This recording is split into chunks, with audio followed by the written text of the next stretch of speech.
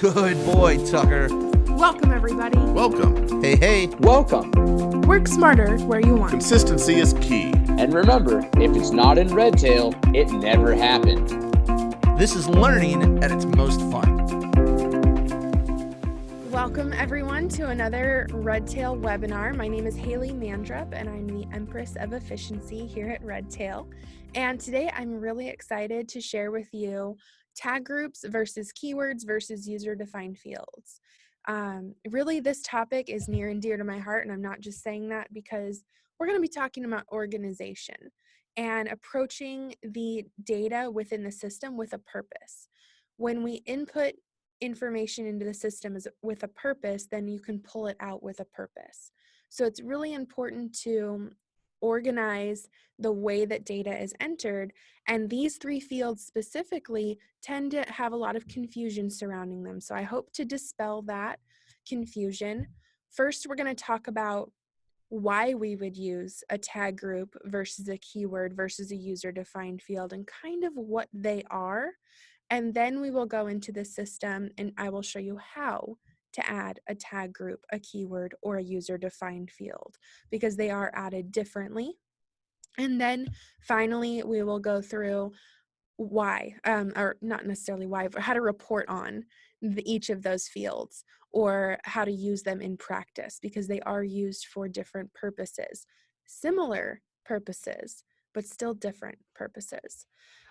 So without further ado, let's jump into our little chart here. So tag groups. Why would I use a tag group? A tag group is a future or temporary item. So think of these as simple labels or quick access lists. It's that list where you're starting to put together a client appreciation occasion and you want to start to put together a list of all the clients that would be invited to that appreciation event. Tag groups can also be marketing lists or cleanup lists, invites, any list where the contacts don't necessarily have anything in common. So I always use Christmas cards as an example, or holiday cards, Thanksgiving cards, whatever cards you're sending out around the holiday time. At least if you're like me, the same people tend to get those cards every year, but it might not be all clients and it might not be all AAA clients, but it could be a more select type of list where you're picking each family or each client that gets a Christmas card or holiday card, and then some of them just don't. So it's not something you can run a search for and say, I want all clients, because it's not true of all clients. So that would be a great example of a tag group. Or maybe in the same vein, you want to celebrate a client appreciation occasion, but there's some people that don't live in the current zip code. So you don't want to invite someone who's maybe 2 states over knowing that they cannot attend that event. That's the type of experience you can give your clients with something like the CRM. You don't have to send a blast invitation to everyone that it might apply to. Instead, you can send an invite to those specifically, and it's a little bit more tailored and a better experience. Because as a client, you don't want a client to have a situation where they get invited to something and they're looking at the invite going, they know I live 2 states over. They know I can't go to this. Why am I being included on this list? It's just not a good feeling. So tag groups, future and temporary. Your tag group list should ideally be a little bit shorter. I don't think I've ever seen a well-used, cleaned up list that had more than 20 tag groups on it.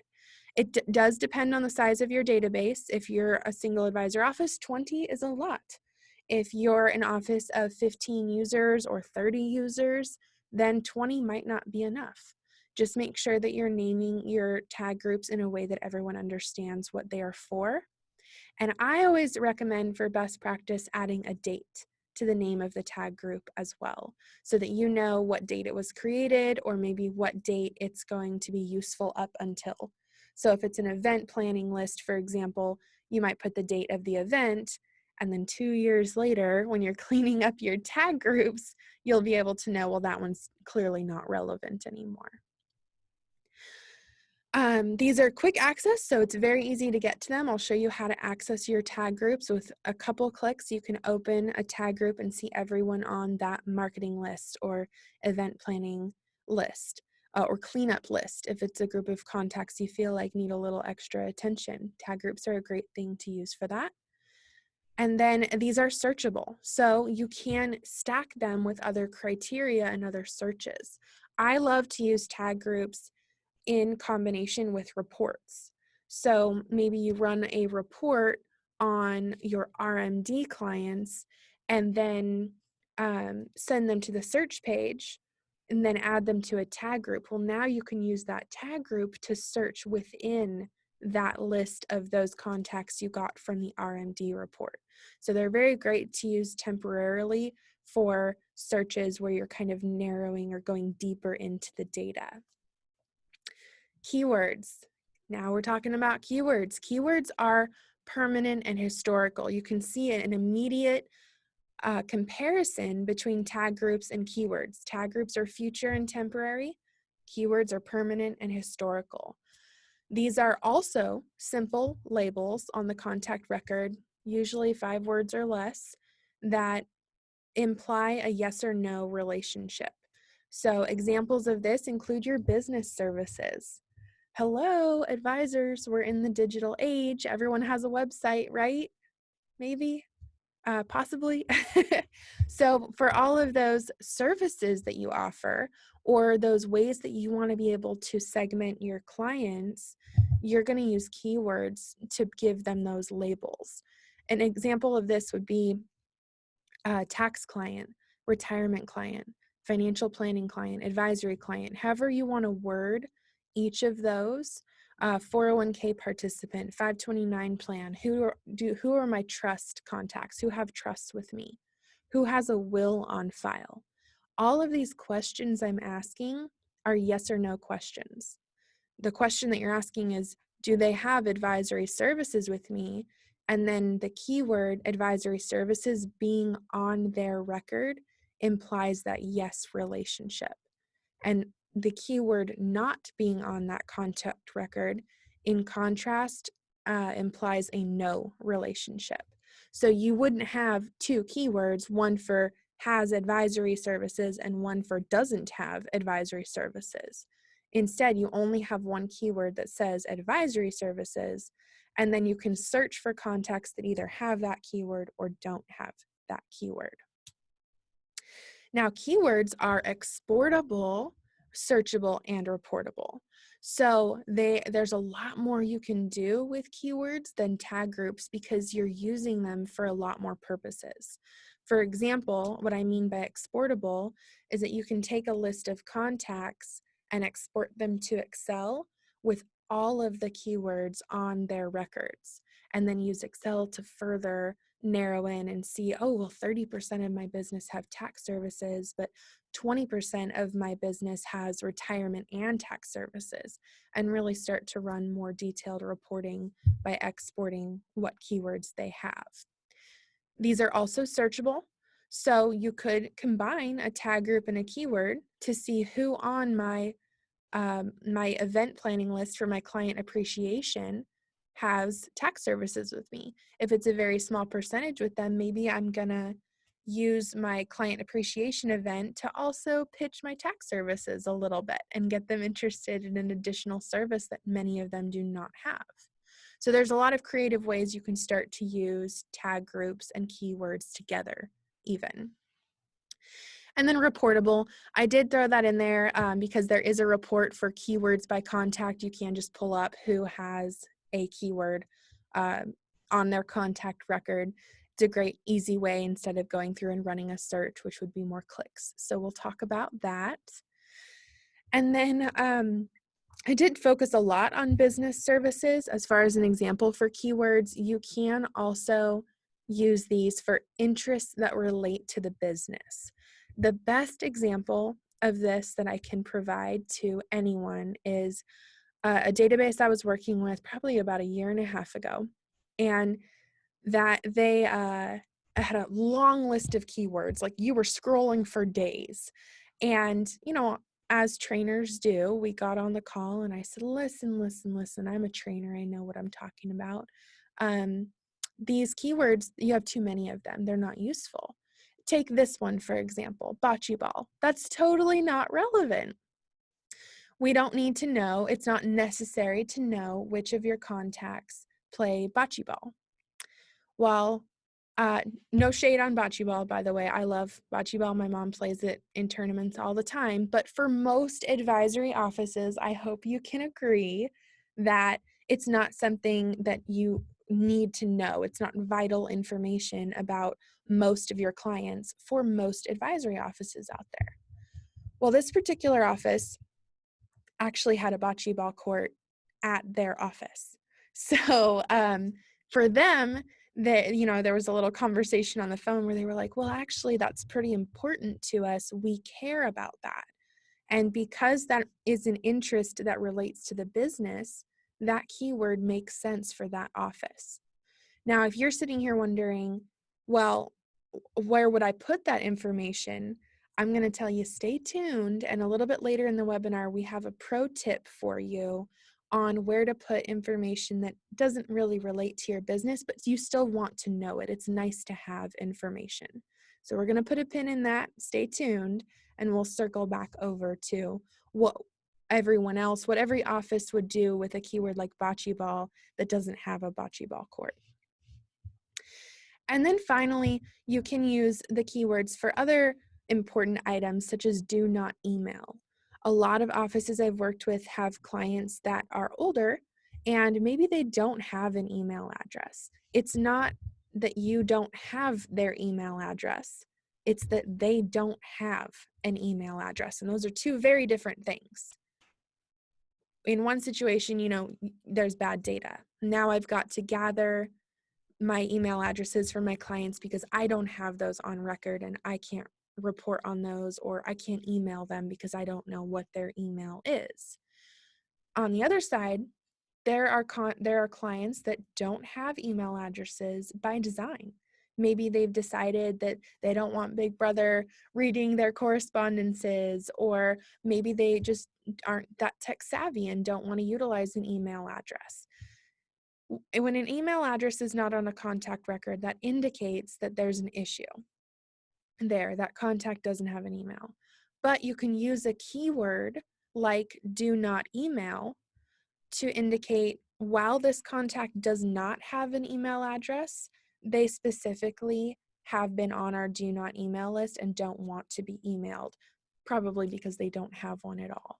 So you can also use keywords to manage maybe who's signed up for e-sign or signing online or digitally, as opposed to who prefers to sign with a wet signature or come into the office to sign in person. Any kind of searchable labels that are important and imply that yes or no relationship are where you're going to use keywords.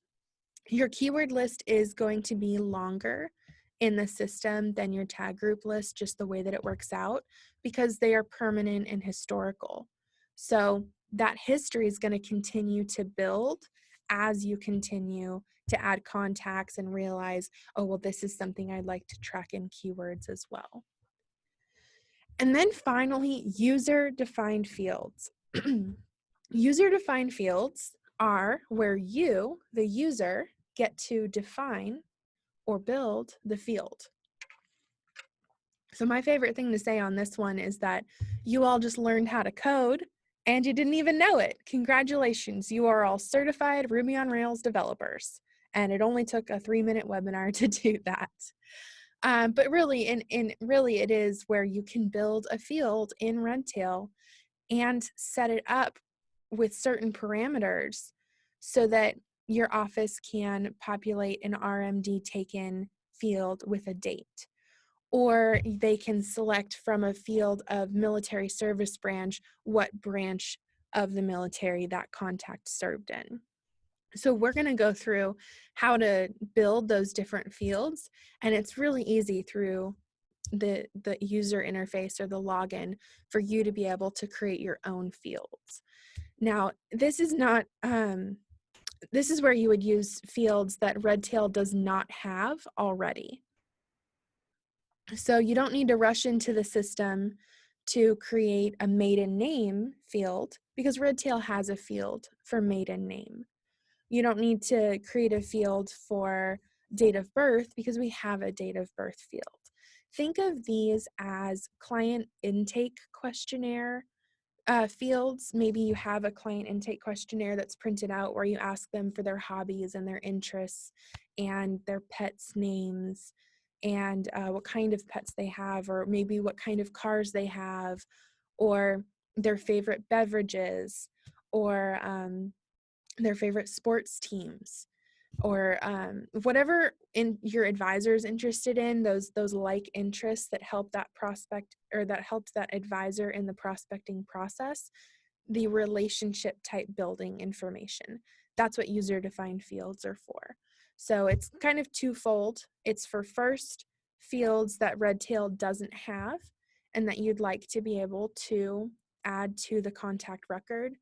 And then second, it's for that user relationship as well. So favorite beverage is a big one, and we'll go through more examples when we get into the system. So now that we have our overall process lined out, let's go into Redtail and add a tag group. So the easiest way to add a tag group is going to actually be from a contact record. Now I've decided we're right in the middle of tax season. April is coming sooner than you might think. So let's go to Tim's contact record and let's add a tax services prospecting tag group.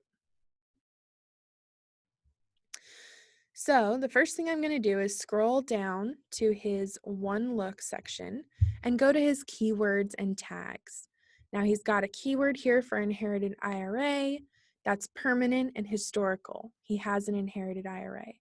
And then a tag group over here, I have him on my birthday list. So my birthday list is a little more specific than just celebrating all my clients' birthdays. And then I have him on different sync lists as well.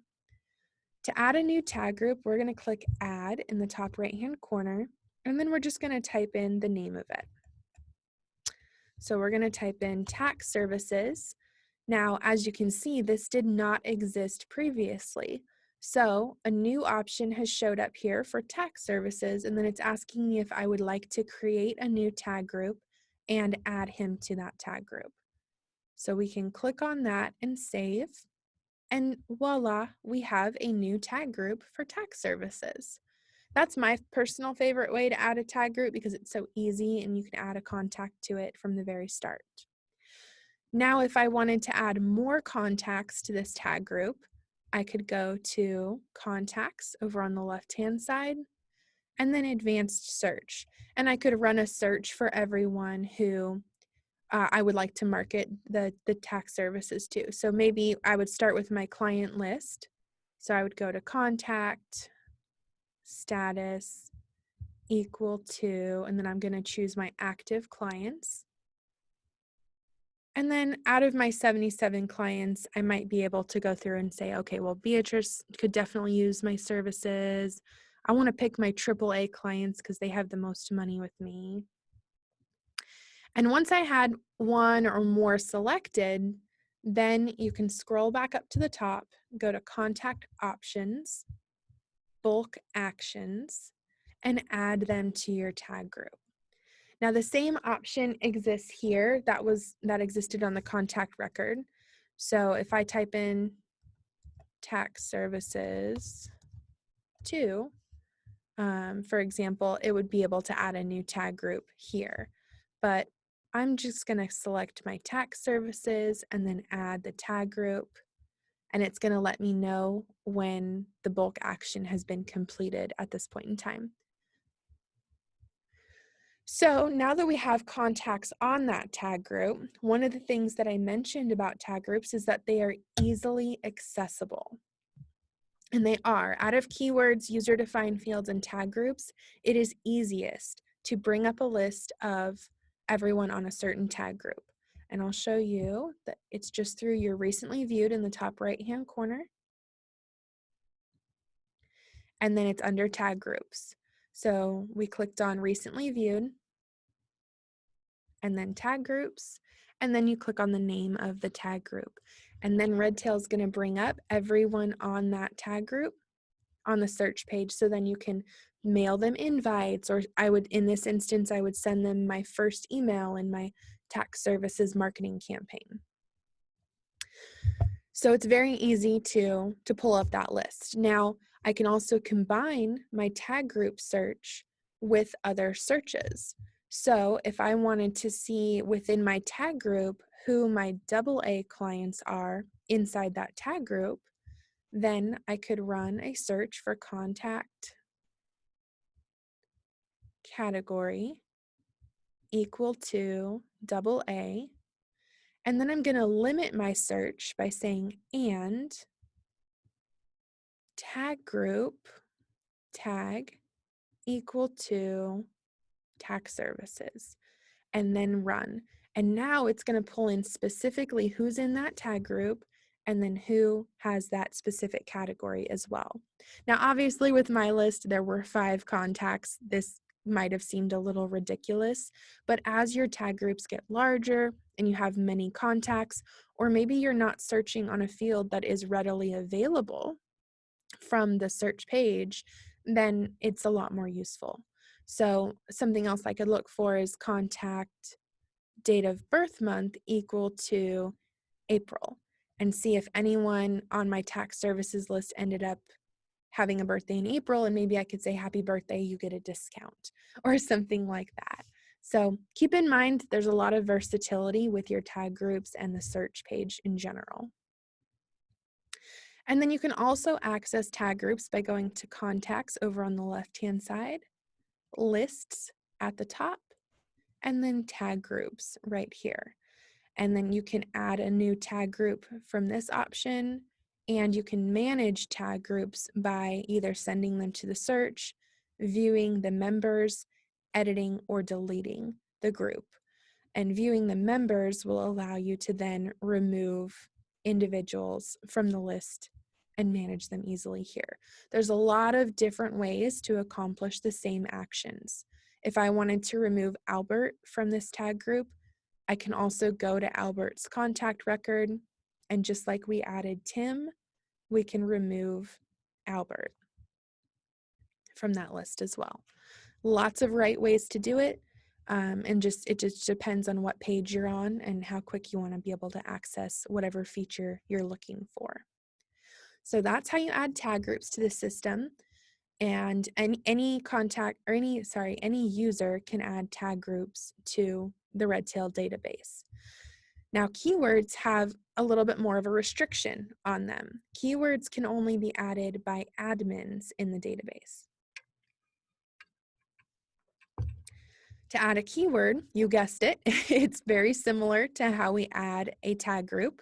If we wanted to add a new tag group here, we already have tax clients, so let's add one for, I want to see which of my contacts, let's see, have, we'll do 529 plans because we don't have that one. So we'll see which of my contacts have a 529 plan and create that new keyword. So now I'm going to add Albert to this 529 plan keyword. And you'll notice I actually have dashes in front of some of my keywords. That's because this list orders alphabetically by default.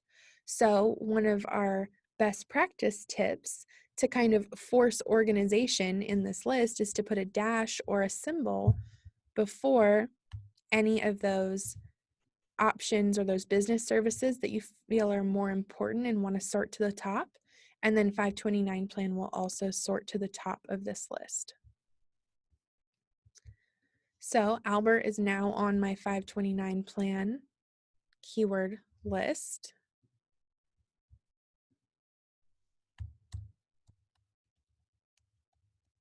Select that new keyword and then save. And he's now on my 529 plan keyword list. So now I can access either a list of everyone who has that keyword by running a search, or I can view it on his contact record and know that he has a 529 plan with me. So to run a search on that, it's very similar to the it's very similar to the tag group search. We'd go to Contacts, Advanced Search, and then we're going to say Contact Keyword equal to, and then we're going to choose from our list of keywords and run that search. And the same thing applies here as with tag groups, where we can run a multi-tiered search and see contacts that have a 529 plan keyword or a do not email keyword, or we can run a search with a lot of different criteria. That's just one way to add a keyword from a contact record. You can also add a keyword just in general to the database, and that can be done under your name, manage your account, and it's going to be under admins only, manage database lists. Once on this page, this is a list of all of the lists within Redtail that you as an admin have the ability to add to or edit. So keywords is over here on the right hand side. We would click on keywords. I could view my keyword list. This is where, with that office I was working with, we were scrolling and scrolling and scrolling because there was 300 keywords total. A lot of times you might go onto your keyword list and see many more than you expected, because when we do import from other systems, we do put information into keywords that we didn't really have anywhere else to put that information within Redtail. So if you do come into this list and you thought you weren't using it, but there are a lot of keywords on there, they might be residual from an old import as well. To manage these keywords, if you do delete a keyword, like 529 plan, it actually deletes it from the entire database. So it's removed from all contact records, it's no longer searchable, and it doesn't exist in the database anymore. If you add that keyword back to the system, then it doesn't add back to everyone that it used to be on. So deleting a keyword is a very quick way to clean up that keyword off everyone's records. But be aware that if you need that keyword for searching or reporting later, you might not want to delete it. You might want to keep it around for a little while. And then to add a new keyword, you can click Add and then type in whatever you'd like your keyword to be here. Just kidding, that's not one that I recommend for most databases. But golf, wine, beer, we have football, different holidays that clients may celebrate that you want to be aware of that they do celebrate, or what type of mailing list they are on if it's a little bit of a more permanent mailing list. That about sums up keywords. I did mention that you can export keywords. So really quickly, if you did want to export all of the contacts in the system and then all of your business services, then you can make a custom export with all of those keywords by going to your name, manage your account, and then custom export templates. So I'm not going to dive into it here. There are definitely other webinars or articles on going deeper into how the custom export works, but that's where you would end up with a list of contacts in Excel and then a column for each keyword that is on their contact record. For now, let's go ahead and circle back to user-defined fields, since that's our next item from our comparison here. We've covered tag groups and keywords. Now we're talking about user-defined fields. And these are very different from tag groups and keywords in that tag groups and keywords are just one word. They're a simple label. They don't have to be one word, but it's a simple label, 5 words or less, really. And user-defined fields have 2 components to them. They have a question and an answer. So I'm going to show you what I'm talking about in the system. Just like with keywords, to add a new user-defined field, you would go to your name, manage your account, and then manage database lists. Now, unlike keywords and tag groups, you can only add user-defined fields to the database on this list page. There is not an option to add a brand new user-defined field on contact records. This is an admin-only permission, and it's limited to this page. So now that we've pulled up our list of user-defined fields, you can see that we've got a little bit more information on this list instead of just what the field name is. I want to add military service branch today, so I'm going to delete the one that I have in my database.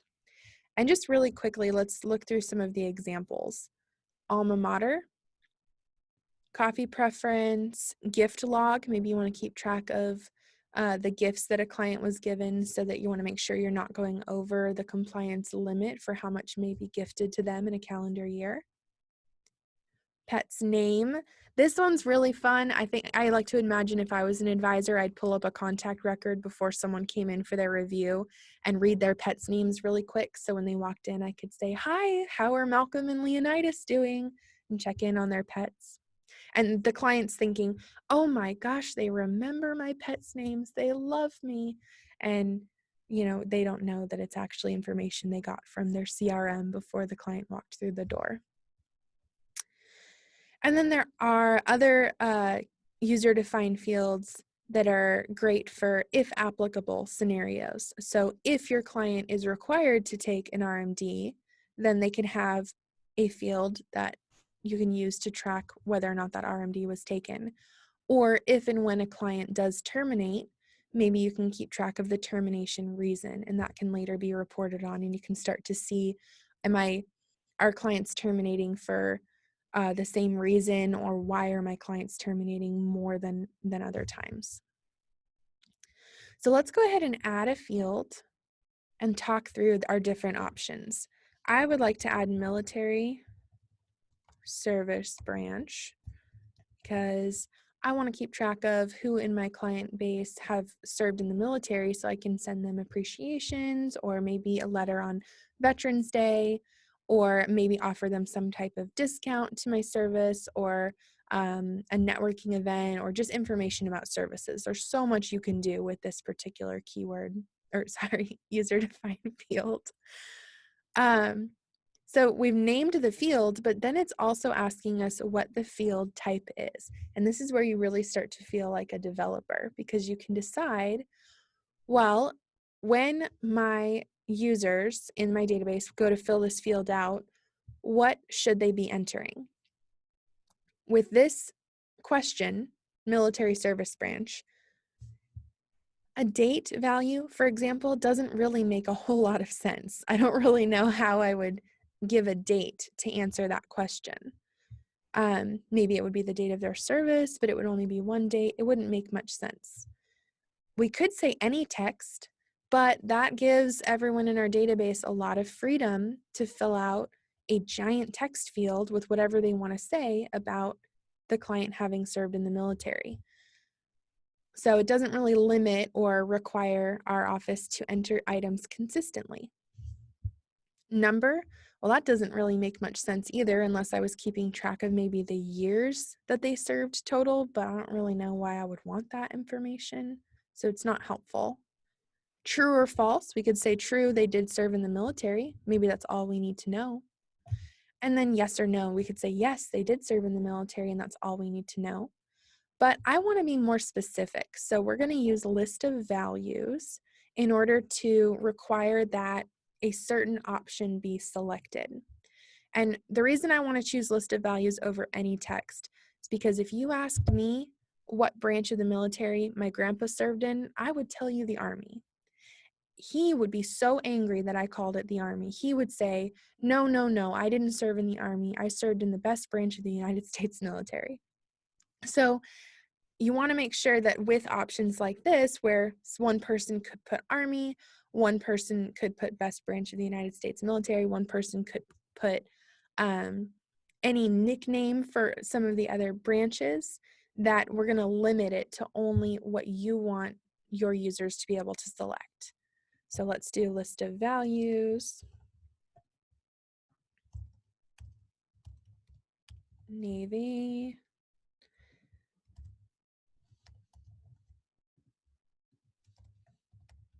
And I can do, there's no limit on how many options you can have. Personally, I have tested it. You can have at least 500, and I don't know why you would need that many. And then we've got Coast Guard. And then we most recently have another one. So now that I've got my military service branch field and all of my values filled out, we can add that user-defined field. Just like keywords and tag groups, just because I added this field to the database doesn't mean that it exists on every contact record. If I run a report right now for everyone that has this field on their contact record, no one will come up because I just made the field and no contacts have it on there. I do happen to know that a very favorite client of mine, Tim, did happen to serve in the Air Force. I bet you didn't know that. So Tim here, if we scroll down, we're going to go to his user-defined field section and add the field, the user-defined fields for military service branch, and then we get to choose from our list of values. And he, what did I say he served in? The Air Force. So he served in the Air Force, and now he is reportable based on that information. And this information does export to the custom export that I referred to when talking about keywords as well. Now, user-defined fields are not searchable. So if I wanted a list of all of my active clients that served in the military, I would not be able to get that information from the search page. Instead, you can run a report on user-defined fields by going to Reports, User-Defined Field Reports, and then clicking on Contact User-Defined Fields. I will also say at this point, there are two different user-defined fields. You can have them on a contact level, such as military service branch. You can also have them on an account level. So for example, commission amount would be a great account user-defined field to have. Another very popular one is your previous custodian's account number. That information that doesn't really always have a field in Redtail, but sometimes you need to be able to reference back to it. We're going to click on Contact User-Defined Fields, and then you can filter to just a certain user-defined field, such as military service branch. And we're going to say equal to Air Force and apply those filters. Now I've gotten everyone in my database who has that particular field and value.